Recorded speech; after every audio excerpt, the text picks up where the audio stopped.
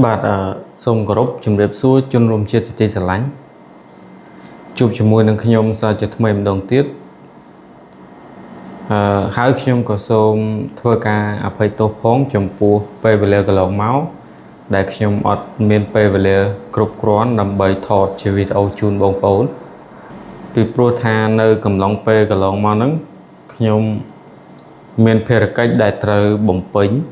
ដូច្នេះទើបខ្ញុំមិនមានពេលគ្រប់គ្រាន់ដើម្បីថតវីដេអូចាប់ពីពេលនេះតទៅខ្ញុំនឹងប្រើប្រាស់ពេលវេលាដែលខ្ញុំទំនេរហើយនឹងថតវីដេអូដែលតាក់ទងទៅនឹងកម្មវិធី Blender ហើយនឹងខិតខំប្រឹងប្រែងក្នុងការឆ្លើយតបទៅបងប្អូនវិញតាមដែលអាចធ្វើទៅបានបាទសូមបញ្ជាក់ចាប់ពីវីដេអូក្រោយទៅខ្ញុំនឹង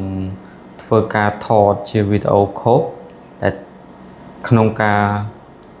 បង្រៀនអំពី 3D modeling វិញម្ដងពីព្រោះថា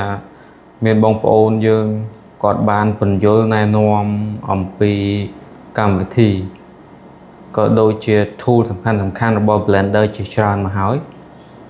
ដូច្នេះខ្ញុំគិតថាបងប្អូនប្រកាសជាយល់ច្បាស់អំពី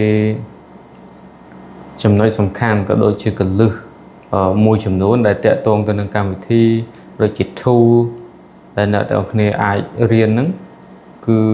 ប្រកាសជាចេះច្បាស់លាស់ហើយបើសិនជាបងប្អូនគិតថាខ្លួនឯង